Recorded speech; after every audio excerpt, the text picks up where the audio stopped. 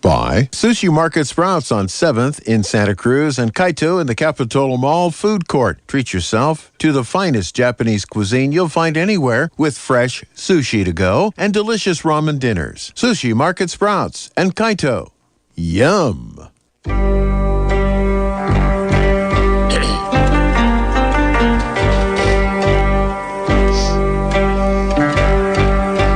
Well, a very good afternoon to you. I'm Bill Graff along with Jonty, and we have China Watch Radio for you today. Now, I was looking at the topics we have selected for today's program, and I have to say, Jonty, that this is scare me out of my wits radio today. Wow. Well, I'm actually rather impressed with the articles that we have today. For anybody in our audience that wants to follow along with the show, we invite you to go to ChinaWatchRadio.com and look at the Know Before the Show section. In this case, it's actually the Know During the Show section, if you haven't looked there already.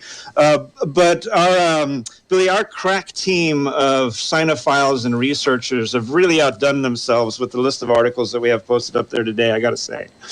You know, the range of topics today is impressive, but also the subject matter is terrifying to me. It really is. Let's just lay out what we have so far. We have a $5 trillion property bust in China. We've been telling you about this for a couple of weeks on this program. Well, it has huge implications for commodities. China is entering what many economic experts say is the final stage of one of the largest real estate bombs in all of history. And it turns out now that the premier of China has indicated that he may make the head of the largest company that's gone bust in the real estate market in China. He's going to make that person pay what the company owes. Well, he's not going to make him pay what the company owes, but it'll be an interesting topic to cover. Just in that, we'll see a little bit of a contrast between the form of corruption that China has and the form of corruption that we have here, since we have our own Lehman Brothers incident to compare it all to. Well, correct me if I read this wrong, but Beijing has told Evergrande's billionaire founder to repay the insolvent company's debts. No, he only has about $7 billion, and the company owes about $300 billion. So it's not realistic. But I guess what I'm saying is the Communist Party has told this guy, you're on the hook for the debt. Do something. Well, in the United States, we have this thing called the corporate veil. So when Citibank lies to a whole bunch of folks and gives them loans that are kind of shady loans, the company Citibank pays, and all of the folks who are reaping huge profits in executive positions and on the board of directors, they get to keep all of that money because we're not going to pierce the corporate veil in order to go after the people that actually perpetrated the wrongdoing, et cetera, et cetera. Yeah. Wow. And this is a slightly different situation where this guy's actually is personally being held liable in a situation where he's $200 billion short. Yeah, exactly. Yeah. $293 billion short. Yeah. Okay, so then the third topic on our list today is China and Taiwan's dueling bids spell a big opportunity for the CPTPP. Now, a new member must unanimously be endorsed by all the existing countries. If China and Taiwan approach members of the CPTPP individually to seek their support, then the other side can pretty much tank or endorse the other person's application. This is probably the most important topic that we're going to cover today in terms of the actual geopolitical relevance. The CPTPP, which really fun to listen to you say it, by the way, stands for the what is it? It's the Trans-Pacific Partnership, but right. The United States decided to pull out of that in the beginning of Donald Trump's presidency, And so they added the CP to the beginning, which stands for comprehensive and progressive. It kind of makes me laugh. The United States leaves, and you just add a few more words on the beginning, and then continue on doing the exact same sort of thing. That's the way it always works. We always complicate everything, don't we? We have the worst acronyms in all of English here in the United States. I'm very anti-acronym. It's a way that people create confusion in language, Right. and it's always hierarchical. It's always, I know what that means and you don't. So I'm going to use that word a bunch for all of my little insider friends, and nobody else will know what it is. Billy, there's a computer language, total segue. Not really a segue, just a distraction, but I just want to say there's a computer language called PHP. It's very common. It's used in about half of everything you see on the web. It runs on PHP, and nobody actually knows what the acronym means. That doesn't strike me as funny. You know when I think we first got acronyms, by the way? I think it was a TV show in the 70s. I believe MASH gave us the first widely used acronym, Mobile Army Surgical Hospital, MASH. That's what it stood for. Oh, right. And they could have just called it the hospital. Because that's what it is. I mean, the Mobile Army Surgical Hospital in the television show MASH never changed locations. It stayed in the same place in Korea for the whole 20-year run of the show. It was the immobile mobile station, I guess. Exactly. Anyway, we've gotten off the track here a little bit. One of the other cool things, first we talked about China and Taiwan trying to become part of what used to be the Trans-Pacific, Trade Organization.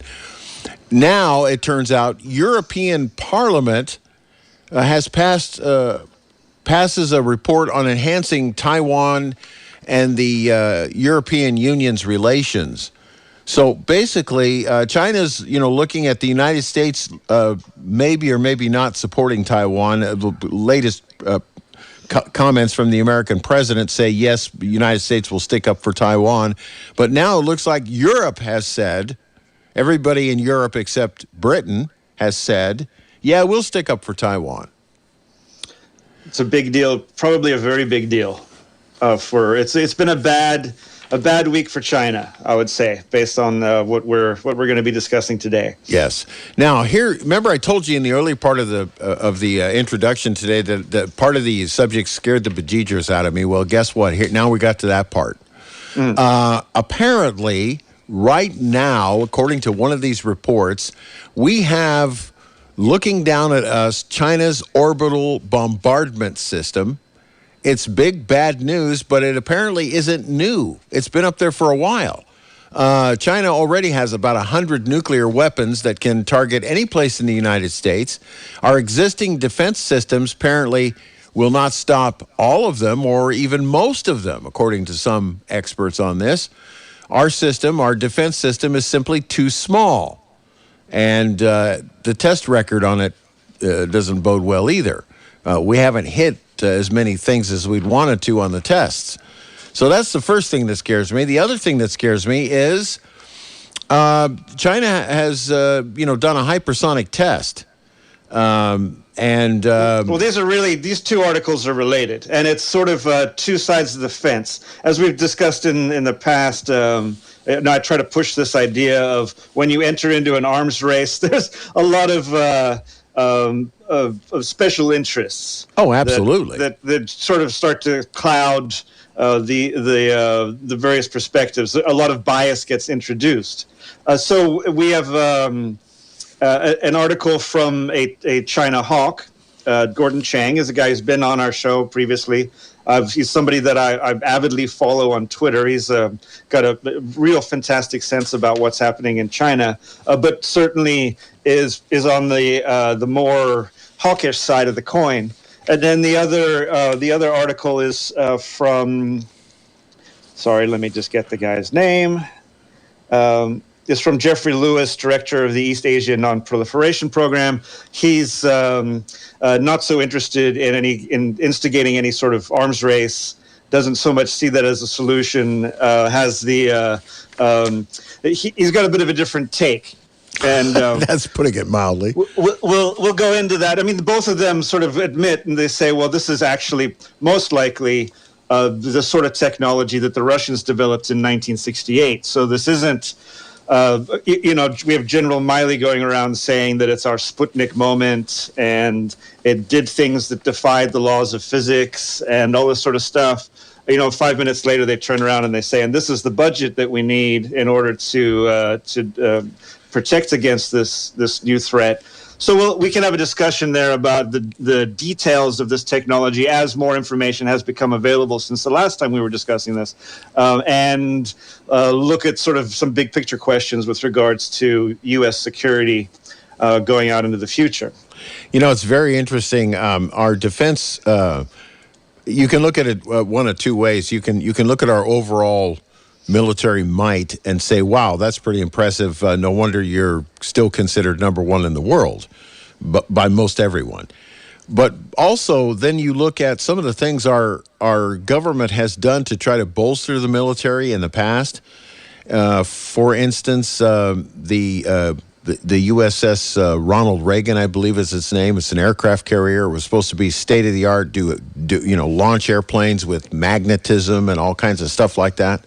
The launch system didn't work. The catapult system never worked properly until they finally tested one on dry land with a long enough runway so they could figure out how to improve it so it would actually work.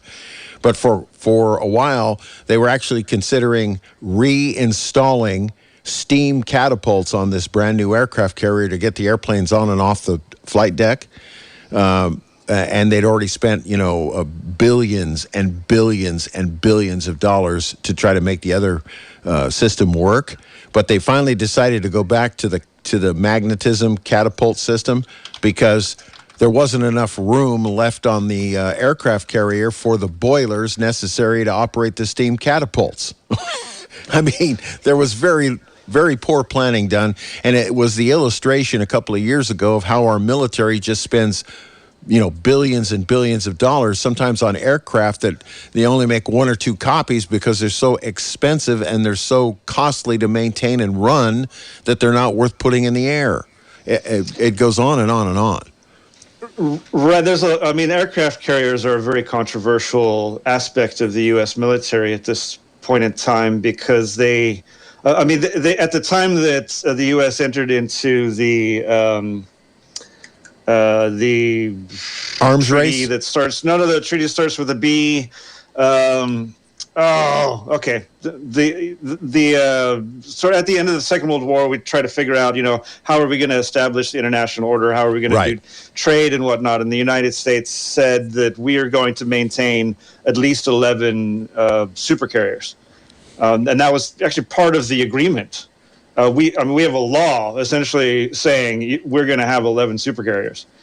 So the Ford-class carriers, which are the new fancy ones that can slowly replace the old ones, the Ronald Reagan would be the first of them, are, as you say, extremely expensive. And until recently didn't work right. Per carrier, it's about $13 billion. Yeah, that's a lot of cash. That's a decent amount of money for a weapon system. And then what you've done is you've created an extraordinary mobile weapons platform that can project power all over the globe. But here's the thing: one $5 million missile can blow the whole thing up. So they're also very vulnerable. Yeah. And to take that sort of would the United States be willing to lose even one aircraft carrier in some kind of defense of Taiwan or something along those lines? It actually becomes very costly, of both financially and in lives. There's about 3,500. That's right. Actually, closer to 4,000 folks on one of these carriers. Oh, it's a small city. It really is. It's bigger, twice as big as my hometown. My hometown was about 2,000 people when I was there. I had a friend on an aircraft carrier, and he said to me that pretty much what they do, he was a little disillusioned. He said pretty much what they do is they sail into port, they load up several crates of equipment, they sail out to sea, and then they dump several crates of expired equipment And he said that they'd looked at the expired equipment, and there were things in there like hammers, things that don't expire. But because something in the crate expired, they had to purchase a whole new crate. He sort of had the impression that there was a lot of graft going on. Well, I did a research paper on this way back a couple of years ago when I was doing the afternoon program here, and I found out some interesting things. Now I'm talking now about the old class of not the Ronald Reagan class, but the other the older aircraft carrier groups. Those things it costs $1 million a mile to move an aircraft carrier from point A to point B. It's $1 million a mile. And every night over the fantail, at the end of the shift that feeds the crew, they dump $20,000 worth of food over the back of the ship because it's not eaten. They over-prepare that much food. It's amazing. Wow. Yeah. And so there is some waste going on, obviously, but we got to have these aircraft carriers around the world because it seems as though I don't know, maybe I'm wrong here, but we're still pretty much serving as the world's policeman. Bretton Woods. I couldn't remember what the agreement was. The Bretton Woods Agreement at the end of the Second World War. That's the part of that whole deal is that the United States is going to essentially defend the waterways of the world in order to ensure free trade for all of the NATO countries. That's geopolitics 101, I guess. So I don't know why we're off on aircraft carriers all of a sudden, but China's slowly building. Well, not slowly. I guess everybody's saying extremely rapidly building aircraft carriers and other ships. By the way, they've come a long ways in the past 10 years or so. But their first two carriers, their first carrier was I think they bought from the Ukraine, and it's called the Lao, something like that. It was actually retired as a casino. So they recommissioned what was formerly a casino, and then decided to start practicing what it might be like to have an aircraft carrier. I think they're on number 3 now, and their most recent is actually would be a competitor for the frontline carriers of both France and the United Kingdom. Well, there you go.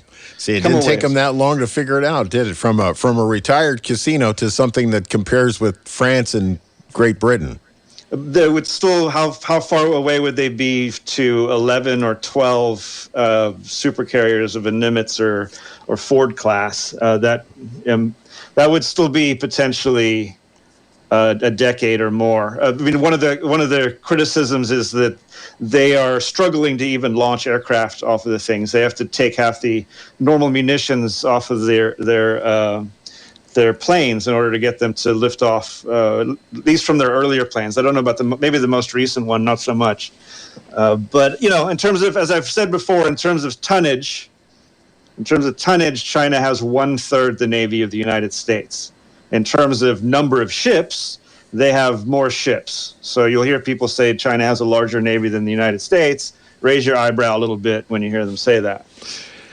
All right, so Jonty, we have several things to talk about here. Should we go with the first part about the $5 trillion property bust in China? Because we've been talking about that for a couple of weeks. I think the part about the story that fascinates me is the fact that the fellow who's in charge of the actual biggest builder. May be told by his government, look, you're on the hook for a bunch of billions of dollars worth of debt that you simply don't have. I wonder what that discussion's going to be like in China. Is he just going to disappear, or what's going to happen? Well, there were a couple interesting things in that article. It is interesting that I believe his name is Hu Kanyan. Yeah. He at some point he had about $42 billion, but a lot of times folks in the multi-billion class, what they have is assets. So if it's stock in your own company, for instance, Jeff Bezos has $200 billion worth of essentially stock in his own company. If he was to actually try to use that money, and he turned around and tried to sell $200 billion worth of stock in Amazon, that would drive the price down substantially and make everybody wonder why the hell is he selling all this stock in the company. So if he tried to actually sell it to use it, he might only have $100 billion all of a sudden. You see what I'm saying? Absolutely. So he cashes in about $1 billion or $2 a year worth of his stock. That's how. And so there's different meanings to money. You can have X amount in assets, but you don't necessarily have it in liquid, and you also don't necessarily have it in power. It doesn't always translate. Well, not in China. Certainly, you don't have it in power right now. Whatever the Chinese government says is what you're going to end up doing. Very well said, Billy. And I think that what we're seeing here is that's very much in the case in the instance of Hu Qian. I'm not sure exactly what's going to happen to him, but we skipped over an article that actually is, I think, critical to this conversation as well, which was the one with the title "Early Warning Brief: Fractional Strife Intensifies as Xi Strives to Consolidate Power." Yeah, and this article, I was kind of saving it for last because I didn't want to muddy the water too much. But actually, now that we're talking about the Chinese economy, this story now becomes very, very pertinent to the discussion, because that's exactly what I think is happening, and I think you hit the nail on the head with this one. I think Xi is trying to consolidate as much power and hold on to as much as he can in the leadership with an economy that's tanking around him.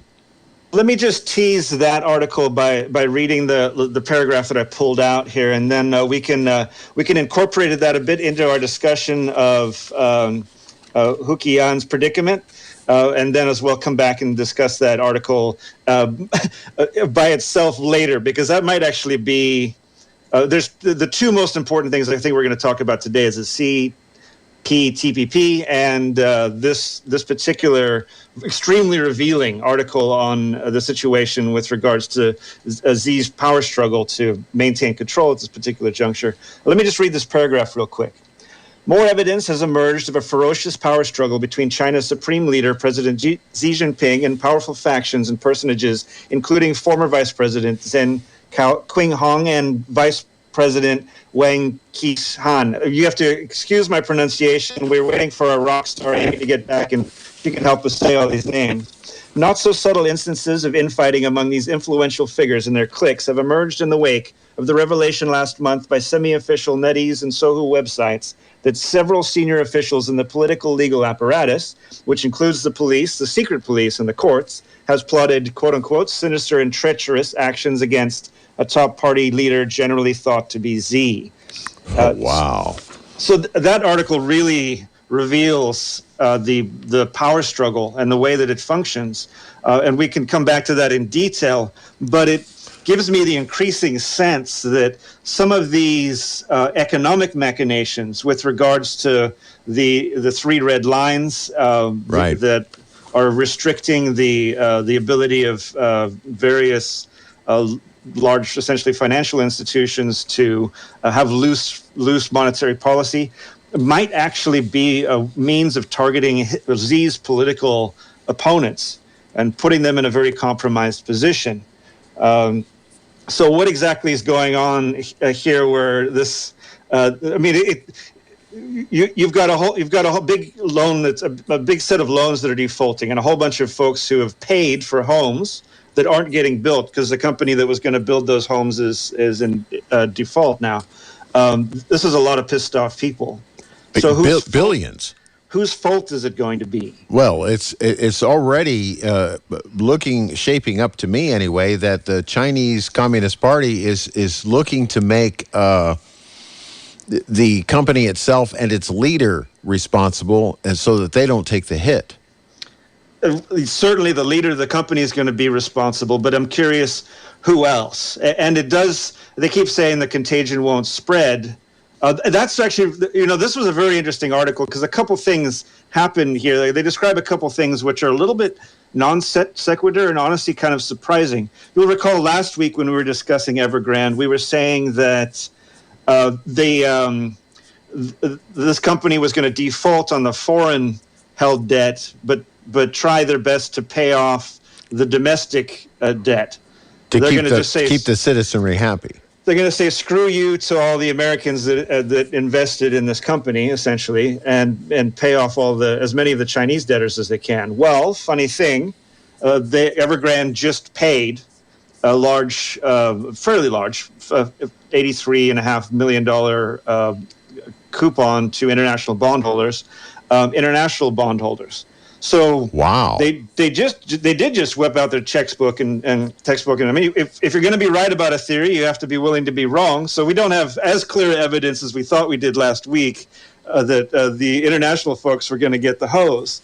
So who knows what's going on there? Does this have to do with machinations behind the scenes with Goldman Sachs and Blackrock and Vanguard? I don't know. I have no idea, but I don't know exactly the details of who got paid, right? Or why they got paid. I don't know either, but I will introduce a topic that we discussed last week and the week before: the idea that China will try, if they can, to save face around the world.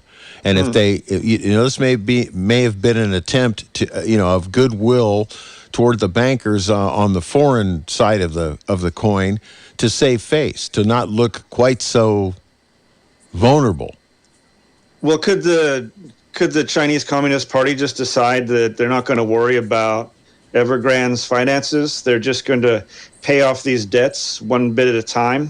I mean, $300 billion sounds like a insurmountable chunk of change.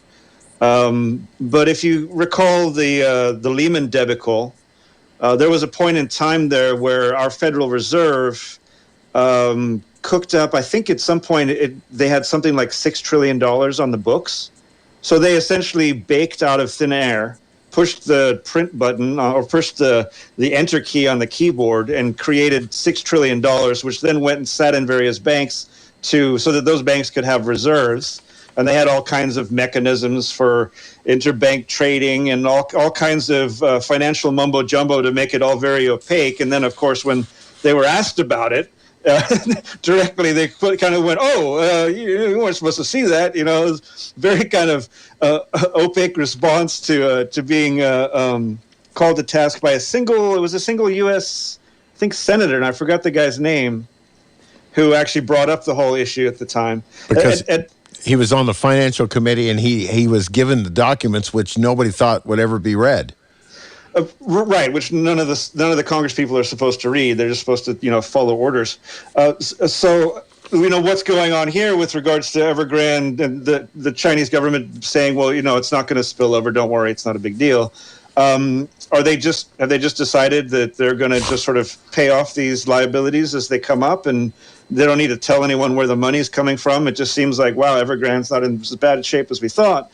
Though that doesn't really solve their core problem, which is people not wanting to buy houses. Right. Exactly. They've had a major slowdown in their housing market. Well, would you buy a house would you buy a property in a housing market that has been reported worldwide to be bankrupt? I mean, well, they said in that first article, a $5 trillion property bust in China has huge implications for commodities.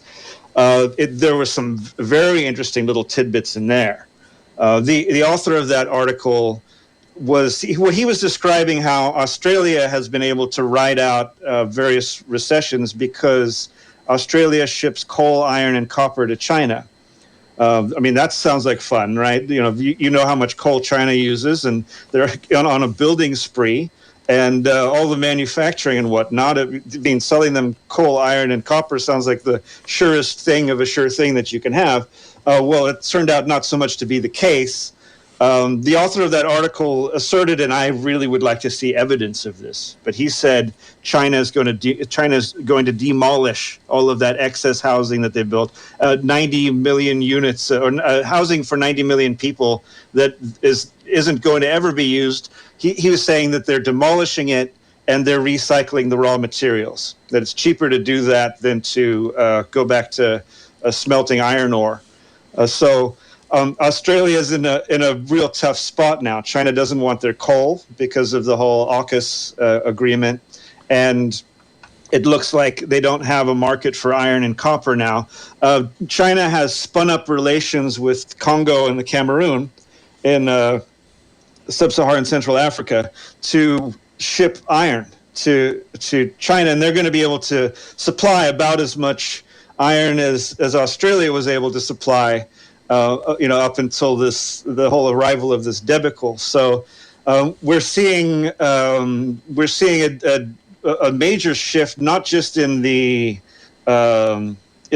strategic alliances, but we're also seeing new supply chains arrive and a new sort of new economic balance coming to fruition, partly perhaps as a result of this collapse. I mean, boy, does China get to say, screw you to Australia if they're just going to recycle all the iron and copper that they were getting from Australia for the past decade from all the excess housing that they've built. But still, how are they going to manage a collapse in the real estate market? Because China, Japan did it in the 80s, didn't work out too good. U.S. did it in the 90s and 2000s, and you kind of see where that led us. We managed to come back, but it sure took a while. The housing market's sort of back, substantially back. But boy, everybody that is holding real estate or trying to buy or sell a house right now, because of the fact that inflation has returned a little bit, everybody's worried about whether they can afford to buy a house or even sell a house at this point. I'm really wary of saying things like "we came back," because there are metrics that we could look at in the U.S. that would make us pine for the good old days of 2007. And certain communities were hit much harder by that whole situation absolutely. than others. I should be looking at the data and not talking off the top of my head. But some markets are way better and some markets are way worse. So if we're talking about San Francisco or the Bay Area in general, housing's not so good. Well, you can say that the housing market's great when houses cost a hell of a lot. Maybe it's great if you own several houses. If you're trying to break into a market, then you might find yourself being a renter for the rest of your life. Right, exactly. That's actually essentially what I was trying to say before. Is depends on what side of the fence you're standing on. But if you've got property already in hand, even if you don't own it, even if you're still making payments to the bank, you're still in way better shape than if you don't have any property in hand at all. Particularly in the San Francisco Bay Area, where the cost of stuff has gone way up, and the interest rates are on, they go up and down, but right now they're sort of lower than they were for the last couple of years, but still higher than folks really want to think about. I think if you went back to 2007 and you looked at the sort of general middle class in the U.S. and you looked at home ownership and you looked at inflation-adjusted assets or savings. Oh, yeah, for sure. We're way worse off now. There's plenty of folks who had a wonderful retirement fund sitting in their bank that they were, relying on, and it was making 3 or 4 or 5%, and it's now making 0.6%, and at the same time, inflation is, it's anyone's guess. Yeah, go to the supermarket and try to buy something. And you'll find out it costs a lot more than it did a couple of years ago. So that's the way we solved the problem of the housing crash in 2008. It was pretty darn painful. And it's entirely possible that China is heading into a very similar situation right now. Right. It's all Hu Kaiyan's fault, so he's going to have to pay. Yeah, he's going to have to pay. And he's $240 billion short on the in the checking account. Hey, do you want to take some calls? Yes, as long as we get back to the CPTPP in good order. Well, Steve has called in, so we'll check in on his thoughts. Steve, thanks for calling. You're calling from Pacific Grove today. Oh, the guest you have is great. One thing I was worried about, what you're talking about, is you didn't mention the fact that people want reparations from China for what happened the past couple of years. I mean, there's a lot of folks that looked at Dr. Fauci and his gainful, all the other stuff. And a lot of people want them to pay us back. for all the trouble they caused. It's not just real estate. I mean, do you think that might have part of the deal here as far as their economic collapse? We live in a pretty opaque world with regards to what's really going on. With regards to the topic that you're discussing, from one perspective, there was the perspective I think is comical and ridiculous. From one perspective, a highly contagious virus spontaneously presented itself in the human population and was able to rapidly spread that we'd never seen before. And it mysteriously didn't really seem to affect China, but it had a dramatic effect on the entire rest of the world. And the other perspective is that we have a virus that looks like it's one chunk of coronavirus and a huge big chunk of AIDS shoved into the middle of it. That's supposedly not gain-of-function research. I would call it, gain-of-function research is something that happens when you are adding a plausible evolutionary step to a virus to see how you might treat that virus. If it moved down it's from plausible evolutionary chain. What we have apparently, at least by this other view, is something that is chunks of extremely dangerous different viruses. That's not gain-of-function research. That can't happen in nature. That's bioweapons research. So another you were talking about is, go ahead. Sorry, go ahead. Oh, what I was curious about, I don't mean to interrupt you. You obviously are much smarter than I am. But I'm listening to you talk about economics as far as their own implosion. But there's a lot of people that aren't real happy with the Chinese Communist Party and what they did. And if it was a mistake, they still hit it. And all the other, we're still dealing with it in our schools today with the kids getting the vaccine and wearing masks. Right. Every day we got to deal with what the Chinese did. And and there's a lot of people all around the world that are looking at them. It does nothing to do with their real estate market. What I was really trying to lead to, and forgive me for taking the long way around, if the intelligence communities of the Western world knew for a fact that this was an intentionally released bioweapon, let's just hypothetically say this, obviously we don't know, would they then turn around to their populace and say, guess what, guys, this is exactly what happened? Or would they look at the situation and would they say, well, how can we use this to our best advantage? Absolutely right. Gavin's taking away all our gasoline. He's going to have the button on the electric switch. And China. Steve, let me interject something here as well. It's my belief, and I think many people around the world are thinking the same thing, including some of the people in China that have lost a whole bunch of money, in their investments, inside China itself. It seems to me China, the government of China has taken an attitude in many different respects that we don't care what you think. Look at the diplomatic meeting a while back where China actually told representatives from the United States, you're not qualified to say anything. That's an actual quote. Wait. Are we talking about Governor Newsom? No. Or Kate Brown? He's talking about Anthony Blinken's meeting in Alaska toward the beginning of Biden. Which one are we talking about? So what I'm saying to you is I firmly believe that China is not even going to pay attention to the heat they might take worldwide. They don't care that they're not going to cover their debts.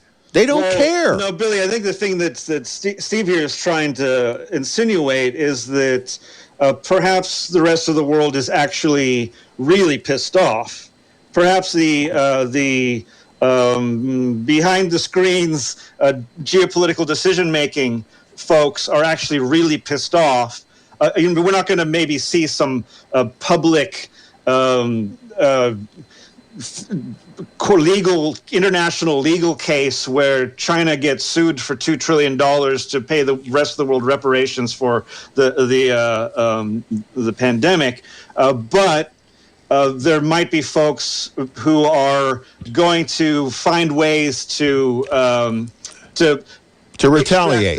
To retaliate and extract that payment nonetheless. I get what you're saying, but what I'm saying to you is I honestly believe that China doesn't care.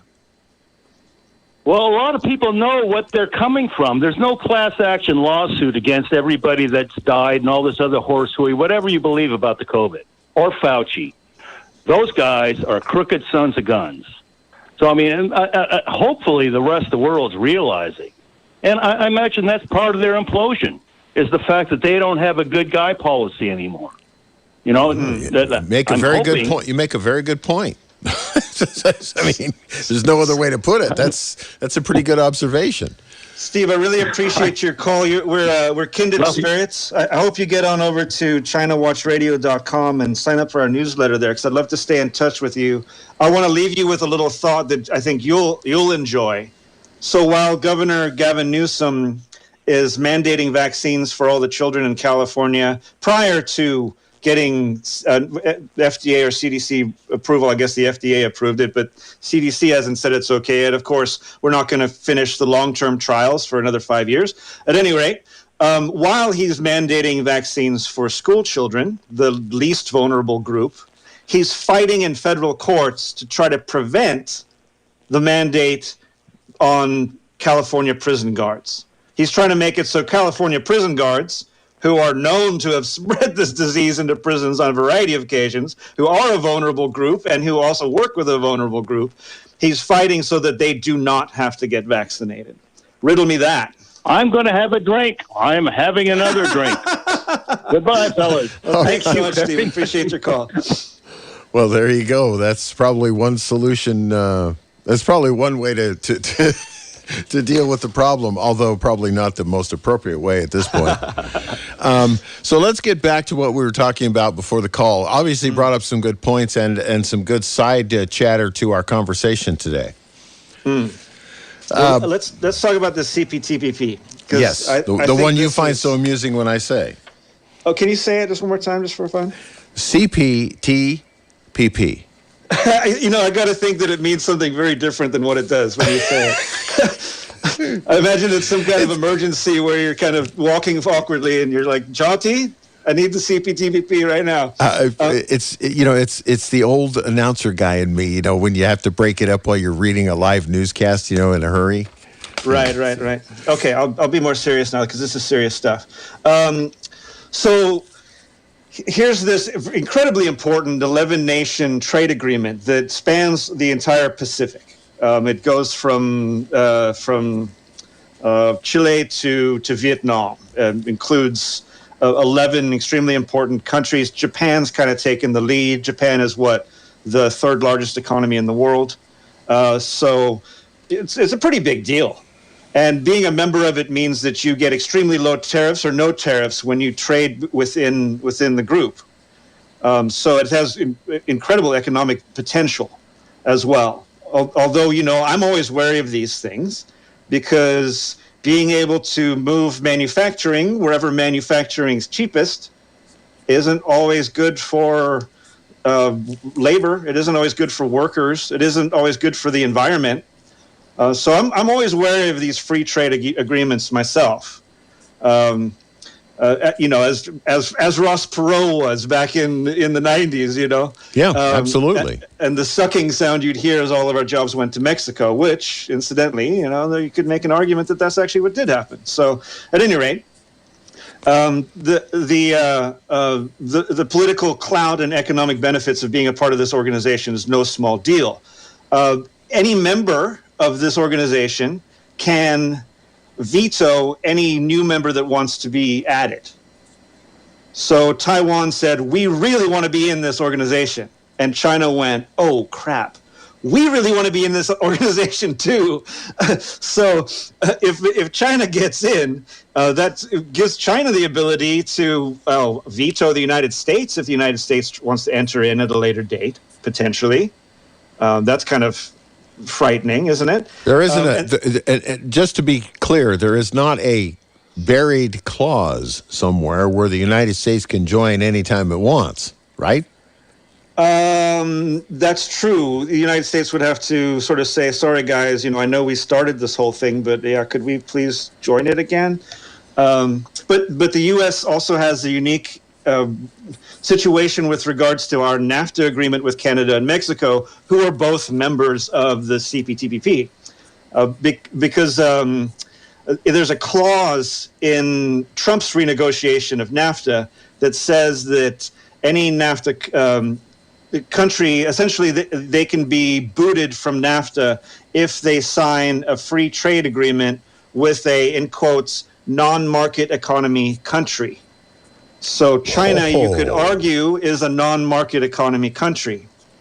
Also, for China to be accepted into this organization, this agreement, they have to meet the intellectual property and legal standards that all of these other countries have met. which they have never met. Yeah, good luck with that one. Yeah. Right. Yeah. At the same time, China has a much larger economy than Taiwan, obviously, so the benefits of having them be part of it. Well, I will say this, though, about Taiwan. Taiwan holds the big card at the moment because they make most of the computer chips that everything from cars to toasters need.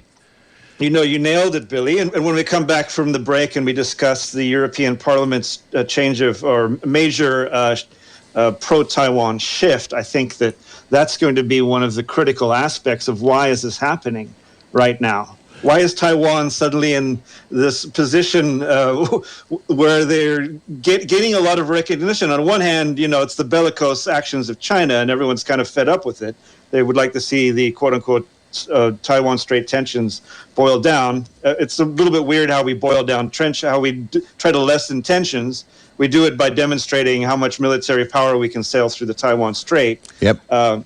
Which, you know, I mean, I'm actually kind of glad that that's happening. I think it's important that not just the United States, the UK and even Germany have transited. I believe France is planning to transit the Taiwan Strait.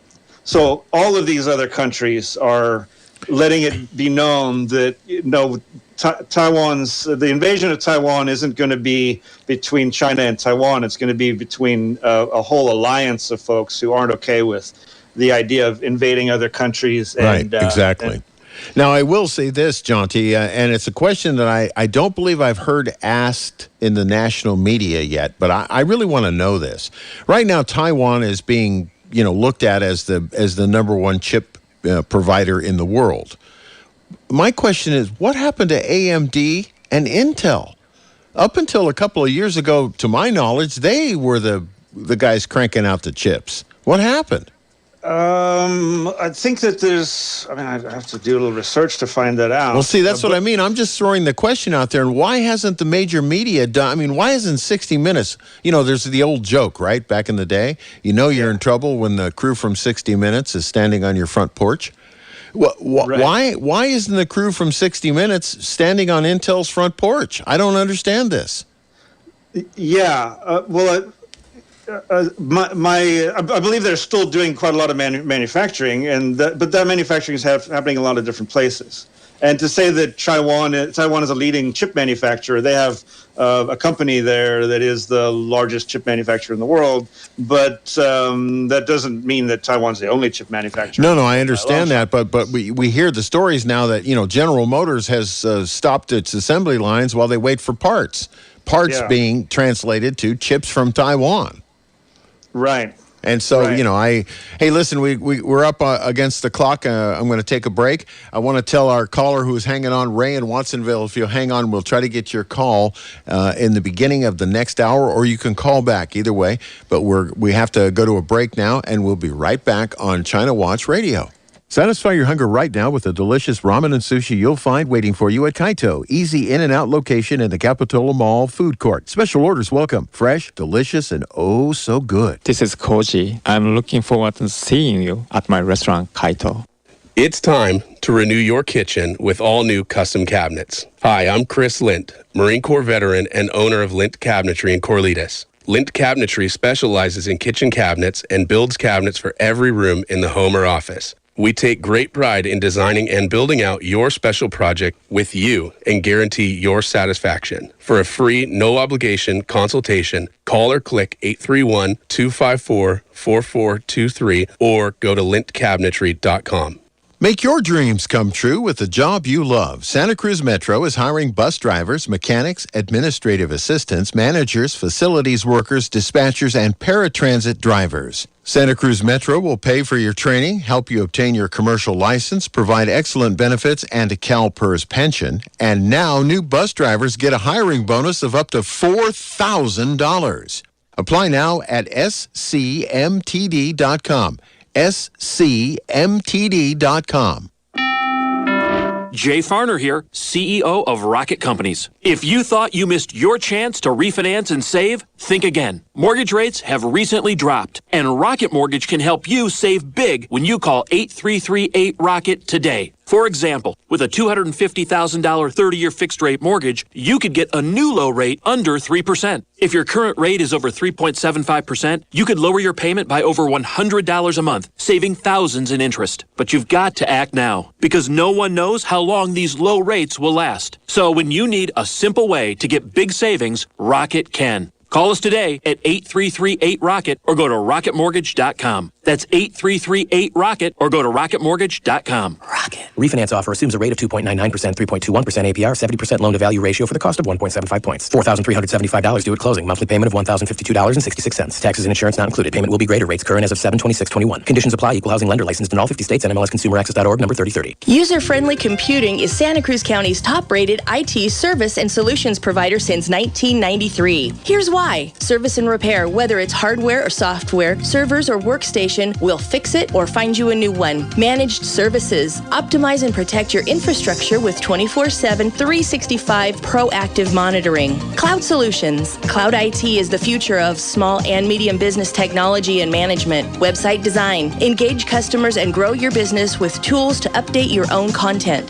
Backup and recovery. Ensure business continuity with a comprehensive backup and disaster recovery plan. And finally, security and compliance. Advanced security system to help you protect your data and keep your business up and running. There's only one place to go for all of your computer and IT solutions. User-Friendly Computing, 505 River Street in Santa Cruz. Give Peter and his friendly staff a call at 831-423-9653 and be sure to tell them you heard about it on KSCO. That brings to a close our first hour of China Watch Radio here on AM 1080 KSCO. Jonty and I will be back to take your calls. The telephone number is 479-1080, 479-1080. We're going to go to our national news update and a look at traffic and weather, and then we'll be back on the other side.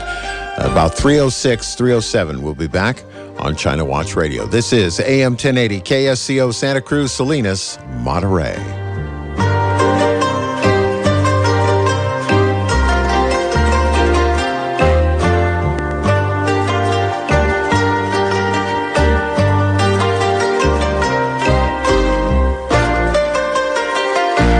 Soledad due to road work taking place there. The weather forecast for tonight is patchy fog, otherwise partly cloudy with lows in the 50s. North wind 5 to 9 miles per hour. Tomorrow, patchy fog before 9 a.m., otherwise mostly sunny with highs in the low 70s once again. The Boater's forecast for today calls for west winds 10 to 15 knots, wind waves 1 to 2 feet, west swell 4 to 6 feet at 15 seconds. That's actually the Boater's forecast for tonight. And the time now is 6 minutes after 3 p.m., and that means it's time for the second hour of China Watch Radio with Jonty and Billy. China Watch Radio is brought to you in part by Sushi Market Sprouts on 7th in Santa Cruz and Kaito in the Capitola Mall Food Court. Treat yourself to the finest Japanese cuisine you'll find anywhere with fresh sushi to go and delicious ramen dinners. Sushi Market Sprouts and Kaito. Yum!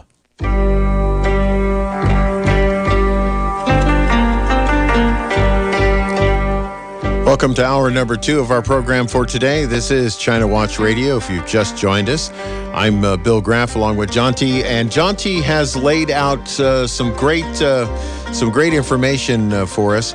If you'd like to participate, first of all, check out our webpage. That's ChinaWatchRadio.com. There's a lot of great stuff there. We are working on a couple of different topics today. I might also add that if you want to participate in our discussion on the air, I should say, participate in our discussion on the air, you can give us a call here at 479-1080.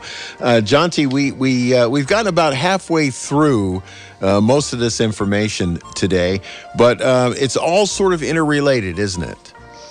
Yeah, it very much is. It very much is today, no doubt. In particular, when we do talk about the machinations within the Communist Party with regards to Xi trying to survive, which I concur with Olson's perspective that he shared last week with us, that he's actually under a bit of threat right now. Oh, he's definitely under the gun. There's no question about that. I think most of the world realizes that he is trying to consolidate power to stay there. So the European Parliament's actions can't be helping. I don't know. I'll have to confess, I don't really know a lot about how the European Parliament works, other than that I have an intuition that it's not nearly as democratic as they like to pretend that it is. But regardless of that, the European Parliament passed a report just this Wednesday. I mean, they had a report. I don't really know what a report means, and that's what I mean by I don't quite understand how this governing body works. But they passed a report on Taiwan that does a couple little things, but it's laying the groundworks for a bilateral investment agreement, which I believe is actually a pretty big deal. Earlier on, we were talking about how Taiwan produces an awful lot of semiconductors.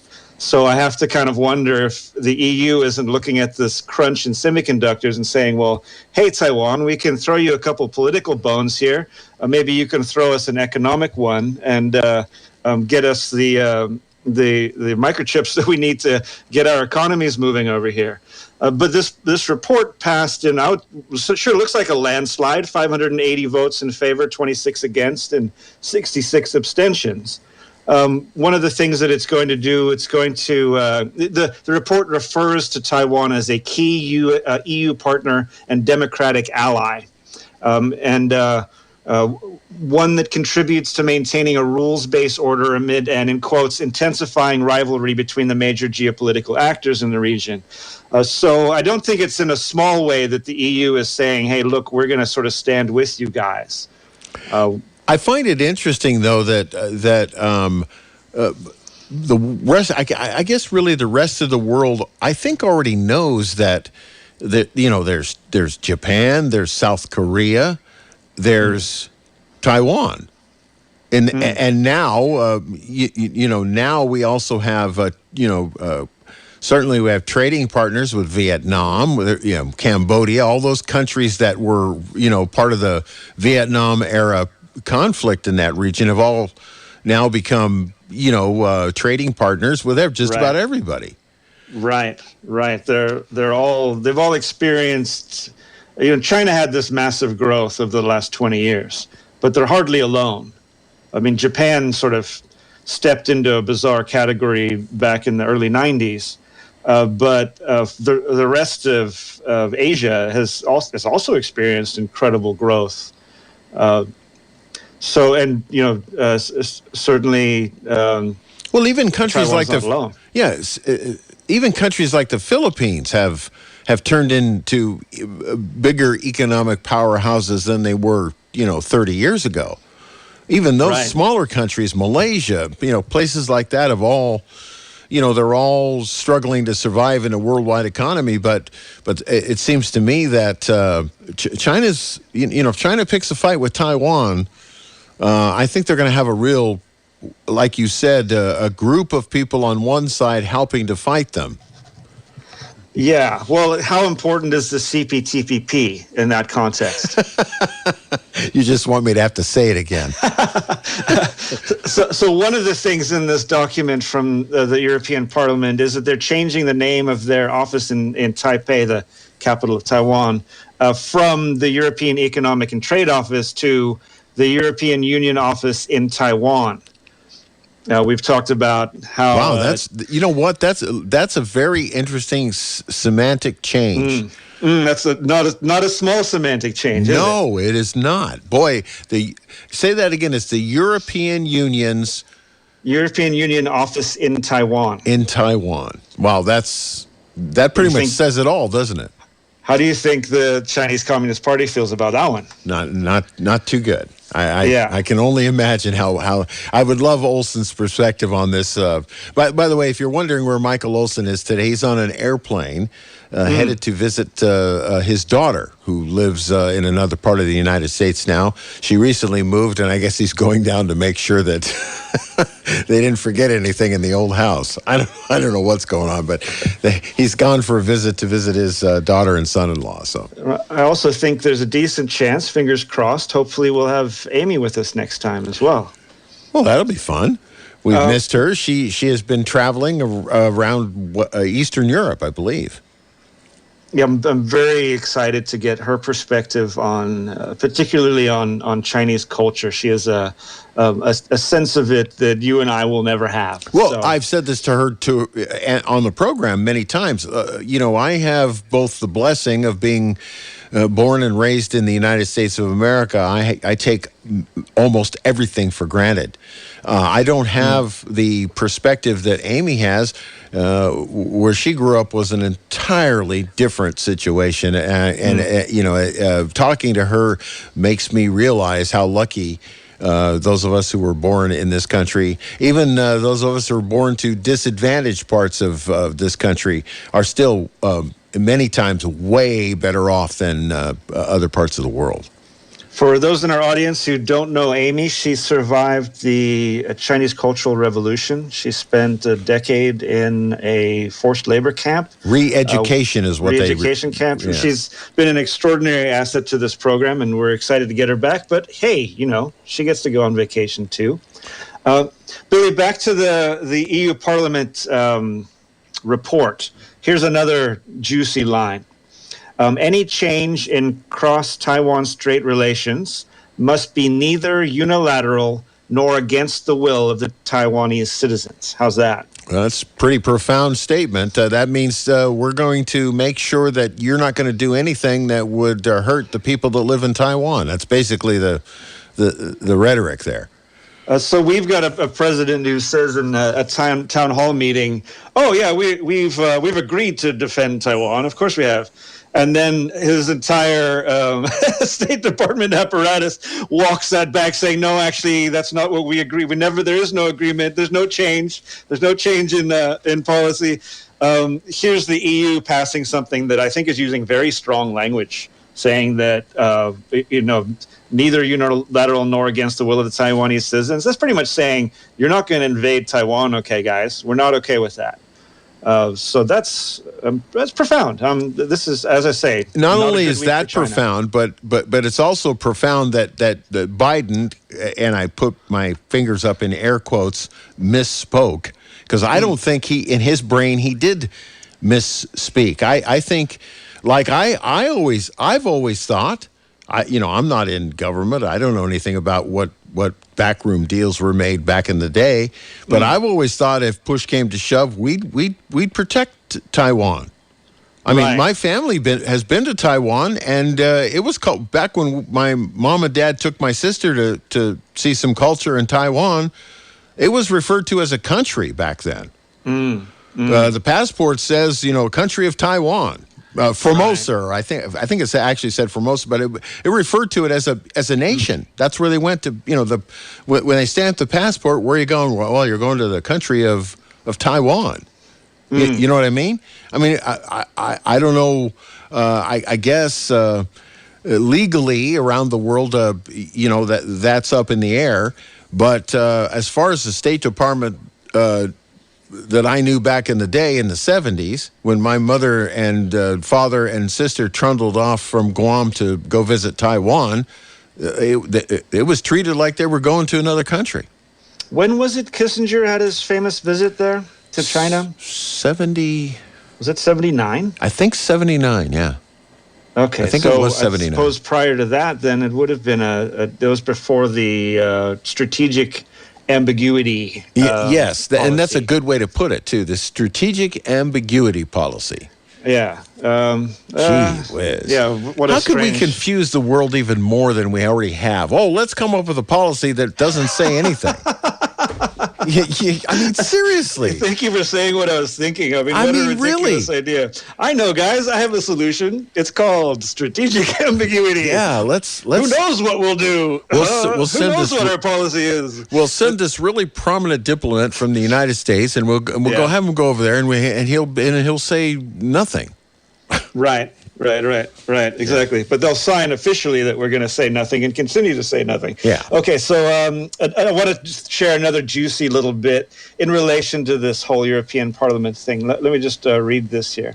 Evan Inker, a member of the European Parliament from Sweden, who voted Wednesday in favor of the report, told a news service called CNA, I don't know what that is, that she had previously been threatened by the Chinese embassy in Sweden that her support toward Taiwan, in quotes, would have consequences after she had voted in the Committee on Foreign Affairs on deepening cooperation with Taiwan earlier this year.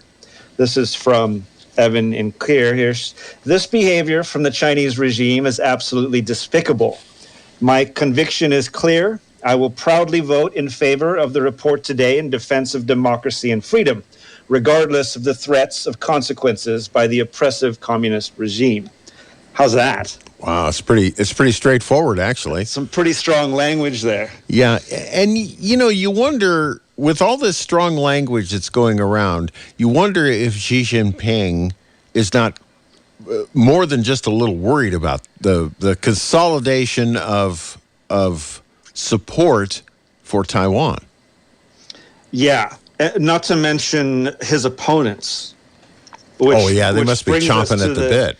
Which brings us to the next article. Early warning brief, fractional strife intensifies as Xi strives to consolidate power. Now, if anybody really wants to get beneath the kind of mainstream layer of analysis in regards to what's happening within China, take a look at this article. Go to ChinaWatchRadio.com, look at the Know Before the Show section under today's headline, and take a look at this article. Early warning brief, fractional strife intensifies as he strives to consolidate power, because this is one of those times, you go through all there's sort of different layers of news. There's the we did know analysis, we repeated what the Associated Press said news, and then there's folks who actually know what the heck they're talking about and are able to really delve into things and explain what's going on here. And this article really did that for me. It was something else to read, and it gives anything but the impression that there is this one strong man uniting the country.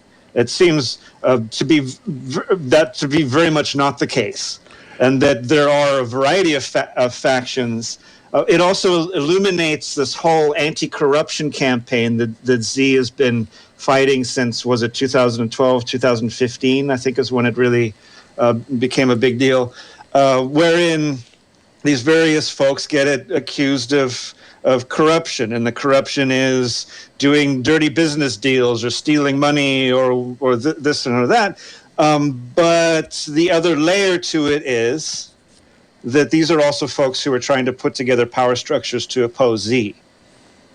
So you try to oppose him, and then you find out next thing you know you're being charged with corruption. Well, make no mistake about it. I'm sure that there are schemes and backroom deals and corruption and all that sort of thing among the folks who are supporting the president. I think it works both ways. I think, if you had a good enough propaganda campaign, you could probably point out the foibles of both sides. Right. Well, just to remind our audience, earlier on we discussed how two semi-official online publications in China published a published article suggesting that the aspects of the police and secret police and the courts had plotted to do something sinister and treacherous to a top party leader who a lot of people think is Xi Jinping. And this was reported, and then those reports were pulled down shortly thereafter, as is so often the case. Xi has not left China for 630 days. In my mind, he used to get around quite a bit and be visiting lots of different parts of the world. He's playing it pretty close to home for over a year now. might be an indication that he's very intentionally staying there because he's concerned if he leaves, then he might come back to a hostile environment. I wonder what would happen if he applied for a visa to go to Taiwan. I'm sorry, I could resist. It's a very good question. I just couldn't resist. Boy, what a statement of motive that would be, if he actually, let's go visit Taipei. Oh wow, wow, man. That'd be interesting. Yeah, it would. That'd actually be very interesting. I'm not sure what exactly would happen. Well, let me read this. Let me read this excerpt here, just to give you an idea how spicy this article is. Journalist Hu Shilui, the founder and editor of liberal online magazine KSCO.com. I hear that website quite often. I believe it's a prominent Chinese publication. Posted the following message about a certain pighead, in quotes, in the culinary section of the news outlet's WeChat account. In quotes, if a pighead is well cooked, it can, of course, be delicious. Yet, if a pighead is not respected, this has to do with people's way of thinking. Ordinary people won't think of forming a strategic relationship on the dining table with a pighead that bears a bad name. Now, apparently, pighead is one of the nicknames that is used for Xi Jinping. I'm surprised they got away with printing that. Apparently, this journalist is protected by someone else. I think their name is Wang Qishan. And this is somebody who is just higher up in the power structure.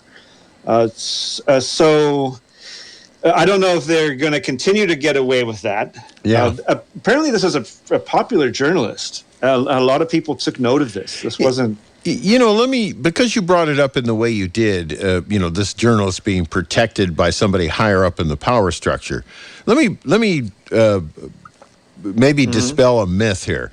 When you hear the term oligarch, you mainly think of, at least I do, of Eastern Europe, Russia, Kazakhstan, places like that where a few folks have a whole bunch of money and they control a whole region. Oligarch for me also includes the late Pablo Escobar, who used to run, all the stuff in Colombia, involving the drug trade. He was a drug oligarch, But actually, they're now using the term oligarch for many people of wealth and power in China. There are a lot of apparently very rich members of the CCP who are now considered under the term oligarch. Yeah. In this article, they were bandering terms around like Iron Prince and princeling, which means a child of a CCP party higher up. It's really fascinating. I sort of see this power structure wherein there's the political layer and it's interwoven with the corporate layer, but it's sort of inverted to the United States. In the United States, we have the corporate layer that has a huge influence over the political layer through contributions. We could also call it special interests. It's not just corporations in the U.S. It's a variety of special interests. I suppose it would be the same in China, but I think it's sort of inverted. Like here we have the lobbyists and the campaign donors and the super PACs and whatnot that have a huge influence over our politicians. In China, the politicians help to foster and create these organizations. And so the bigwigs have power over the corporations, and are more sort of telling the corporations what to do in order to maintain and increase their power base. Well, we saw that in Jack Ma's situation. Jack Ma, the one of the big financial leaders in China, got basically told, "Listen, man. You got to do it our way or you're going to go away." And they took away a bunch of his power and a whole bunch of his money. Right. Well, we might be seeing something like that with Mark Zuckerberg here in the U.S. Well, did they not? Did it go into effect today? Didn't they change the name of Facebook? Isn't it coming up either today or the end of the month? They're going to change the name of Facebook because they're going to call it Meta something. Yeah, I mean, I don't know how much luck they're going to have rebranding Facebook? one of the largest corporations in the world, though people suddenly won't recognize it or something. It's not the same as I don't want to go on that tangent. I was wondering if you were going to pull the plug on that line of thinking. You know, it's funny because for years there are several ways, you know, in which you try to rebrand yourself a little bit. You know, with one of the famous car companies in the United States, they used to refer to it as Ford builds Ford tough, and now it's built Ford proud. It's a slightly different, slightly different way they brand themselves, right? But you really can't do that to Facebook. Facebook is already branded. Doesn't matter what they call themselves. Everybody will still call it Facebook. Right. I'm also predicting a mass exodus from Facebook and YouTube. I think that's it's fascinating to see, and it's already happening. And I wholeheartly encourage it. If you do searches for certain things that you're not allowed to say on YouTube, and then you do the same thing on Odyssey or BitChute or comes right up. Rumble, then you get two completely divergent perspectives. I'm not saying that those upstarts aren't really mature yet. They don't have enough of an audience. They don't have enough creators to balance out the conversation, but I foresee that happening, and please, the sooner the better, which brings us back to the scenario with Facebook where we have an individual who's a Facebook whistleblower who also has, and I should be researching this data, I shouldn't just be talking off the fly, but she has intelligence community connections, let's put it that way. And what the big revelation here is oh my, we really have to have way more censorship. That's what we really need. I think Facebook is a major problem for a variety of reasons that were revealed. I'm not convinced that increased censorship is the solution. To me, that's really what's kind of causing a lot of these issues. News. I'm Keith Peters in Washington. At any rate, Senate Democrats want to again try letting millions of immigrants we have temporarily in the U.S. a bubbling situation in China. We have this meeting coming up in early November where Xi's trying to sort of bring his power base back together in anticipation for the big Congress meeting early next year. So I think whether Xi stays in power should remain one of the topics that we're going to cover on this show. Well, we're going to keep people in the loop in a way that they won't be in the loop if they're looking at CNN or Fox. Yeah, it's going to be the long road. This particular political event, and it will be a political event if he's replaced. This political story, I guess is a better way to put it, will not go away for him, at least not in the next couple of months. So I would suggest that we continue to watch this particular scenario, this particular story, because this depending on how you look at China, it is certainly one of the more influential countries in the world now. And they are sending companies all over the place, their representatives trying to solidify their supply chains and other things in various countries, even in Latin America now. So it's something we need to watch, and it's certainly the direction where China is headed may change drastically with a new leader. We don't know, but certainly it's a story we need to keep watching.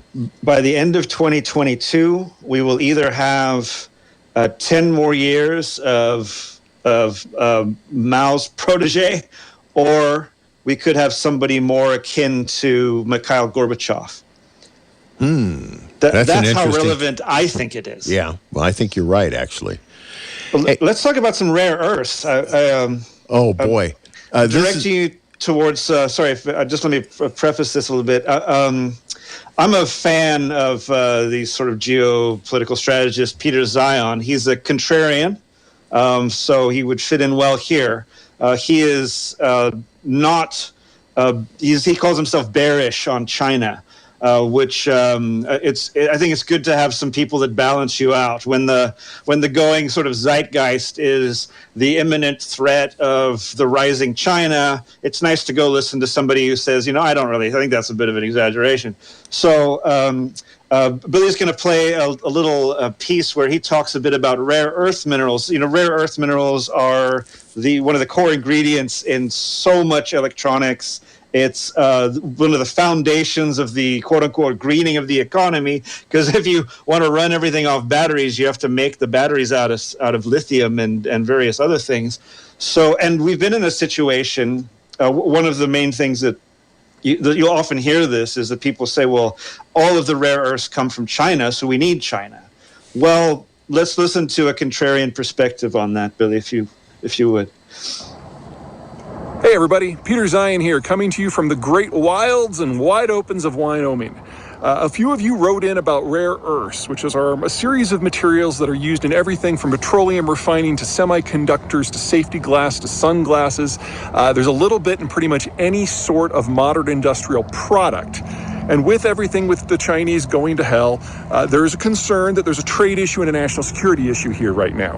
The Chinese are responsible for producing about 90% of the world's rare earths metals that are then used in everything else. So if relations with the Chinese really do tank or the trade system falls apart, are we then in a shortage? This is something I spend a lot of time not worrying about at all. A couple things to keep in mind. First of all, rare earths aren't rare. They are a byproduct of metal mining, particularly lead and silver and copper. The problem is with processing. So, for example, here in Wyoming, there's probably enough rare earths for everything that the United States needs for decades to come. It's also capable of being produced in Texas and Arkansas and New York and California and Colorado. We have plenty, but they react very similarly when you try to refine them, and you have to separate them out first from the ore and then from one another. That takes a series of hundreds of acid baths to increase the concentrations of what you're after, and that takes months just to get a few ounces of the stuff. So, how this has gone down is the Chinese subsidize everything that they can technically command in order to ensure their population has as many jobs as possible. They've done this for rare earths just like they've done it for everything else. And so by the time we got to the 1990s, the Chinese had been dumping so much money into this industry that they had driven down the price of rare earth through overproduction. In the 1990s, prices for rare earths dropped by about 3/4, and they've never really bounced back. In that sort of environment, you've got a very different cost structure. And it drove a lot of the more traditional producers in the United States, in Europe, in Asia, out of business. But the Chinese never stopped overproducing. They simply kept going. And so we were able to make a shift to a high-tech telephony commuting system much more quickly and much more cheaply than we would have been able to otherwise. And the second that the Chinese started to use this as a geopolitical issue, we found ways to get by without. So while global demand for rare earths has increased over the course of the last 20-25 years, the concentration of those rare earths in the American system and the global system has actually gone down per unit of output. Remember when we made the shift from hard drives to solid state drives? That was about the time the Chinese started to be jerks about this issue. And so we started using less, and that gave us solid state, which uses very few rare earths. Now again, the issue is processing. You have to build the infrastructure. With that issue, having to build the infrastructure, knowing that they're not rare, everyone who uses rare earths in numbers has learned the lesson of the Chinese intervening in the market a long time ago. So everybody has 6 months to a year of reserves built up, in addition to having some savings programs in place in case they need to suddenly make do with less. So there's a buffer. In addition, Malaysia, Australia, the United States, and others have gone ahead and invested in a lot of the infrastructure that we would need to produce rare earths in mass. Now, there will be a lag to spin this up of 6 to 12 months. So if the Chinese were to vanish from the world tomorrow and take the rare earths with them, we would have a period of tightness that would last no more than a year. And then we'd be fine. This is not something I worry about. Next time we'll talk about something I do. Until then. Well, there you go. Well, what do you think, Billy? Are you worried about rare earth production from China? Not as much now. I'd be worried about it for a year. I think we're kind of worried a little bit about semiconductors now because there's such a shortage. Well, that's what we need is the manufacturing of semiconductors, which the U.S. used to lead the world in. Something happened there. Oops. But I actually have a bit of a dog in. Was it dog in this fight? Yeah, you have a dog in the fight? Bone in the side. I don't know what the analogy is. I have a personal a story with regards to rare earth minerals. Back in, I think it was late in George Bush's term, I invested in a domestic rare earth mining company. I was sort of looking at all of the signs. I saw these tensions with China happening. There was a strategic reason for the United States to develop our own domestic rare earth mineral supply. And I bought a couple $100 worth of stock because I believed, particularly with the beginning of the Obama administration and whatnot, where he was saying we're going to develop the green economy, et cetera, that the demand and the strategic importance of rare earth minerals was going to push the federal government to protect domestic rare earth mining, and I would have made a fantastic investment. That money absolutely disappeared. The mine just never went anywhere, and so. Does the company still exist? So I think they just folded. I'm owed a couple $100 in this regard because I think I made the right bet, and our genius politicians did the wrong thing essentially. But one of the caveats here, and one of the little pieces that tingled my ears here in Peter Zion's little talk there, is that he talks about how China subsidizes the production. Using various economic machinations, things like an understanding of purchasing power parity, you're able to produce things. China's able to produce things in it could be state-run, it could be essentially subsidized, or it could be actually subsidized, and that can allow you to produce things very cheaply. I remember when I was in Beijing in '98, going into what was considered a shopping center, like a store, a large store, and there were about 50 booths, and every booth had 3 people in it, and there were about 2 people shopping. So there, wow. I mean, there's about 150 people manning these booths, and they all sold essentially the same products as well. So, not a lot of differentiation between the booths. One sold watches and shoes, and the other one sold watches and wallets. And I was just sort of looking at this and going like, no, this is just work. There's no way that this is turning a profit here. This is just providing people with jobs. Well, if you're doing something similar with a key industrial component like rare earth minerals, then around the world, a variety of technologies are able to develop that would have a much higher cost barrier otherwise. So you kind of we're always very critical of the willingness of U.S. corporations to cooperate so naively with the Chinese Communist Party. Mm-hmm. But it's interesting to sort of look at that at one of the possible ways in which these companies are getting something in return. Oh, yeah, absolutely. And it's interesting, too, that our take on how to do things, how to make things, our idea about, for instance, cars, is proving to be somewhat different than the Chinese view. For instance, we build cars that have, built-in batteries that are part of the car frame, and it's a major deal to change the battery or get it out of the car, once it's built, right? Talking about electric cars. Well, I saw a whole thing on TV about how the Chinese do it, and they have essentially removable batteries. So when you pull in to get the battery changed, rather than charging the car, plugging the car in to get it charged, you pull into a station and a machine pulls the battery out of the car and shoves the battery in the car, and you're done. It takes like 5 minutes, and it's the electrical equivalent of going to a gas station. Then they take the battery they've taken out of your car and they put it in a giant charger and they charge it for the next guy. It makes perfect sense. Yeah, it certainly does, but it's a different point of view. It's a different. We have gas stations here, and we don't think anything of pumping 20 gallons of gas out of the tank into the car and take off. Takes you 5 minutes to do that, right?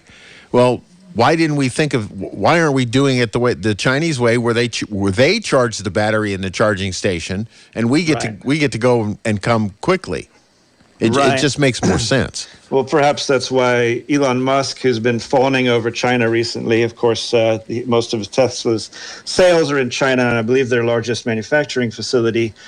He's been saying that the Chinese auto market is the most competitive in the world. Maybe you're illuminating as to why. Yeah, well, it's entirely possible. Hey, we have some calls. Let's check in with Joe, who's called us from Santa Cruz. Joe, you're on China Watch Radio. I want to make sure my phone didn't mute me. You can hear me, right? I can indeed. Okay. It was mentioned in the past that there might be a mass exodus from Facebook and YouTube. Number one, what's an alternative to YouTube, and what's the alternative to Facebook? A good one. I can name several. Yeah, actually, I can too. At the moment, the ones that I'm seeing as the front runners are, with regards to YouTube, are BitChute, Rumble, and Odyssey. And it's hilarious. BitChute? Yeah, BitChute is able to fund itself on diddly squat. There's no advertising on the platform. They accept kind of a form of donations. I believe it's like a pro-level account or something like that. They're talking about, we need $50,000 to be able to continue operating a month. We need $100,000 if we're going to add live streaming, something along those lines. So if I could buy stock in that company, I would. They're extremely popular. It's kind of hilarious what's going on, because when people discuss certain topics that we don't need to go into here, you can't do it on YouTube. You get dinged right away. And I've seen this with some of the YouTube channels that I manage. If certain things get mentioned, we get flagged real fast. Boom, you're flagged, and you get 3 strikes and you're out. Or if you play a snippet of a song you didn't know had a copyright, for instance, you get flagged. There's copyright issues as well. They're pretty lenient with regards to that. They just won't let you monetize. But I don't want to dive into it. This is my job, so I know this stuff. But those would be some alternatives to YouTube. In terms of Facebook, there was that whole debacle that came into the election where Parler was growing by leaps and bounds, and then they were essentially shut down by the tech industry. And then widely blamed in the mainstream media for whatever the heck happened on January 6th. And I don't want to get into a discussion about that. And that site was kind of pigeonholed as being the sort of pro-Trump site. And I don't necessarily have anything against that, but you're going to lose a lot of. You're not a viable alternative to Facebook unless you can appeal to everybody. Yeah, unless you can attract a broader audience. People on Facebook are there because they want to see their family and friends. So unless all of your family and friends happen to have the same political inclination, folks don't want to shift to a website that has a political stigmatism.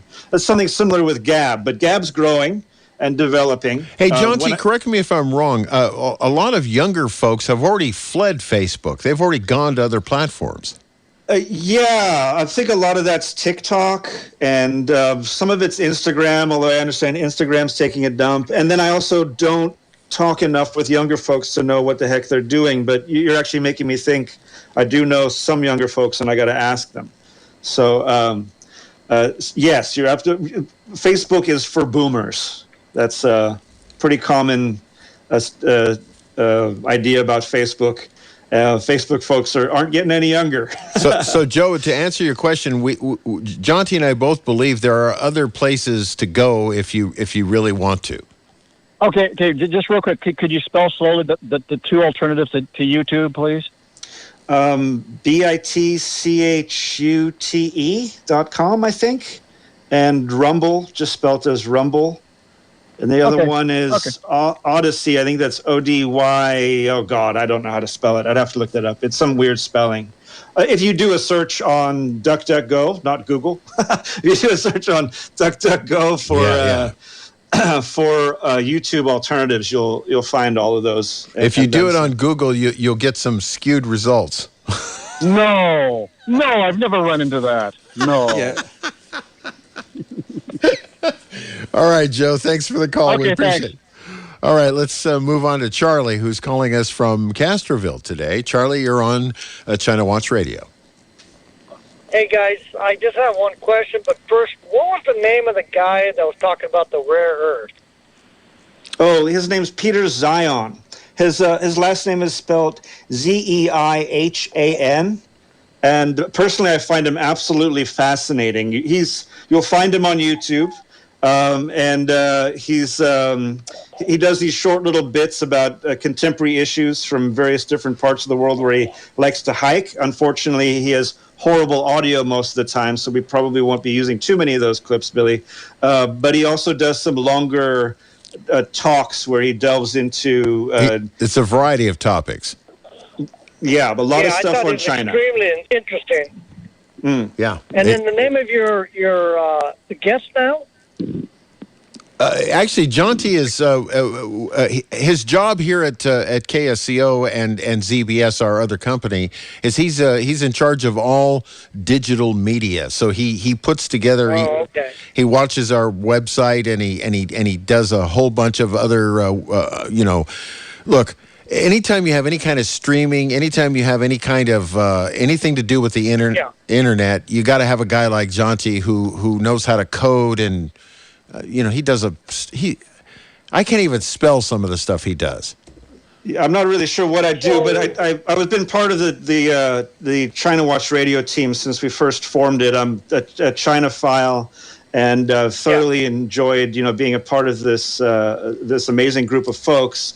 And we've been kind of going through an evolution recently, trying to focus more on news, and we've also had some people on vacation. So I've been on having some wonderful discussions with Billy and Olson. I really appreciate you reaching out.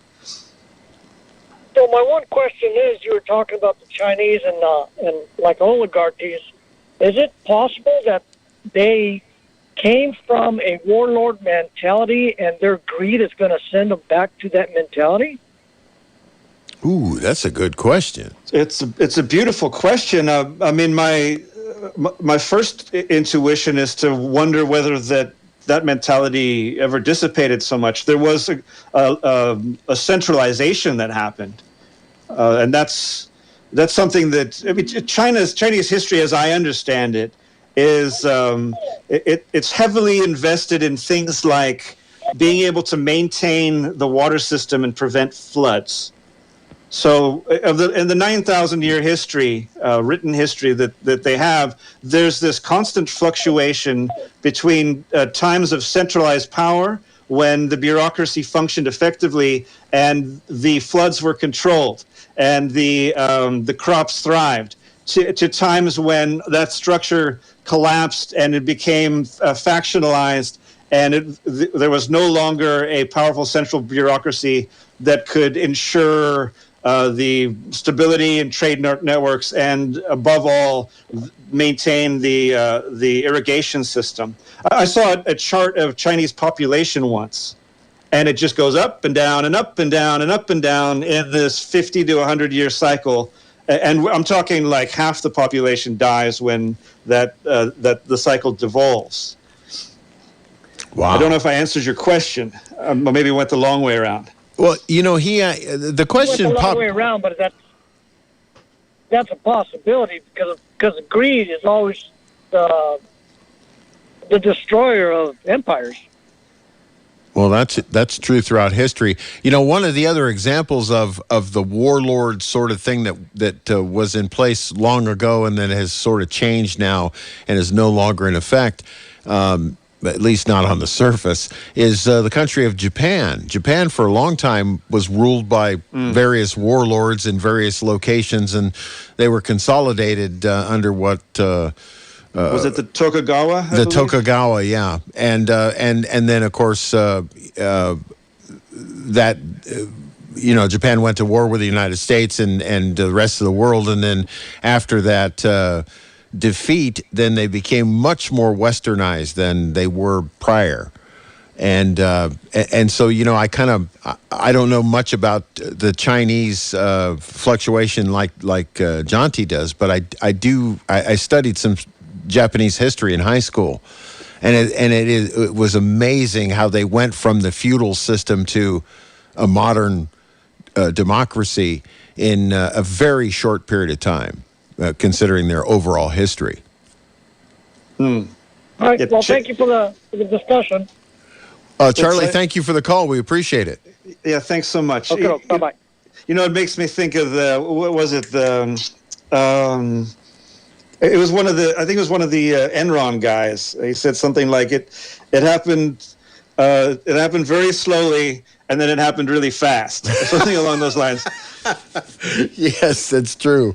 The study of the culture in China is amazing, right up to the point when the CCP, the Communist Party, took over leadership in the country. Up to that point, it was a country that was thousands of years old, had lots of culture, a place that fought off all kinds of factions to stay, in existence.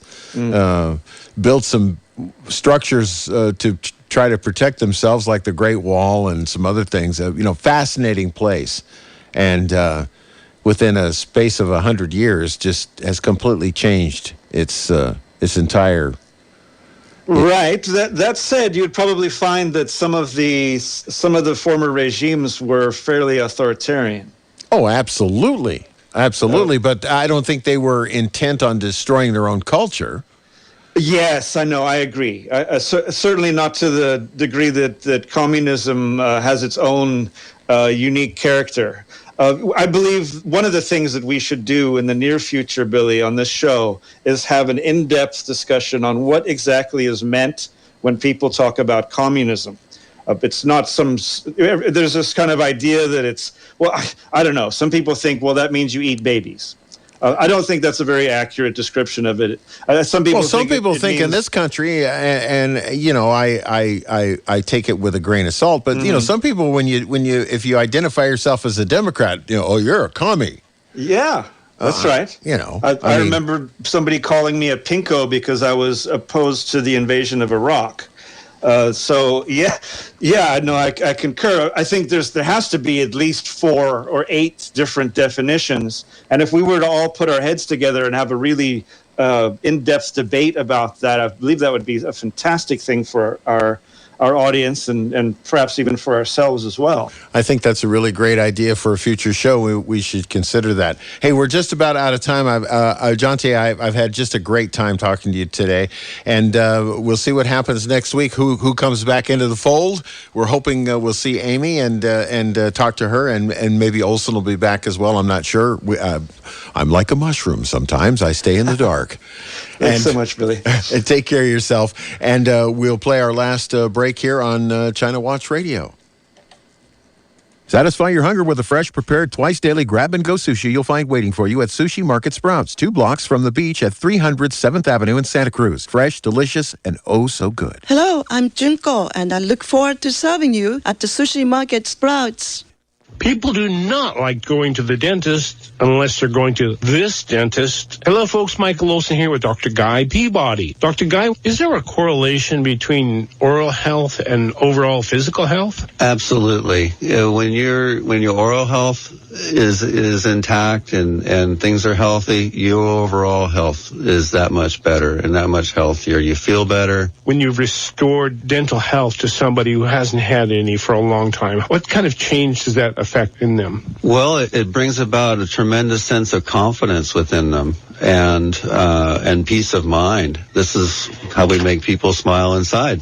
Well, there it is, folks. If you want to smile inside, call Dr. Guy Peabody for a consultation today and wake up to a beautiful smile tomorrow. That's Dr. Guy Peabody at 831-457-0343 or visit drpeabody.com. That's drpeabody.com. Make your dreams come true with a job you love. Santa Cruz Metro is hiring bus drivers, mechanics, administrative assistants, managers, facility workers, dispatchers, and paratransit drivers. Santa Cruz Metro will pay for your training, help you obtain your commercial license, provide excellent benefits, and a CalPERS pension. And now, new bus drivers get a hiring bonus of up to $4,000. Apply now at scmtd.com. That's scmtd.com. This is Dave Michaels inviting you to join me down at the Dave Cave this week, Monday through Friday, because we are having a huge sale and you're invited to stock up and save big. Whether it's for you, your pet, family members, or your garden, we've probably got what you're looking for with prices that you won't find anywhere else. Buy one or more Beyond Tangy Tangerine product at regular price and get a 30% discount on the rest of your order for any other longevity products. This means that BTT will not be on sale, but everything else is. Big time discounts. OsteoFX, Glucogel, collagen peptides, Arthrodex, Sweeties, and more discounted at 30% when you buy your BTT at regular price. Remember to take care of your immune system with vitamin D, vitamin C, zinc, Killer Biotic, and Immune FX. And while you're here, be sure to pick up your official Flight 1080 and KSCO gear for you and your loved ones. We've got high-quality knitted hats, jackets, T-shirts, sweatshirts, and ProFit hats. Don't miss the latest sale down at the Dave Cave, Monday through Friday, 12 till 7 p.m. That's China Watch Radio for this week. We want to thank you for joining us. Once again, go to our website, find out more information about what we've been talking about in future programs. That's ChinaWatchRadio.com. Flight 1080 is on the way. Dave Michaels is warming up the engines on the aircraft. Hopefully the wings will stay glued on this time, and we'll see what happens later. This is AM 1080 KSCO Santa Cruz, Salinas, Monterey.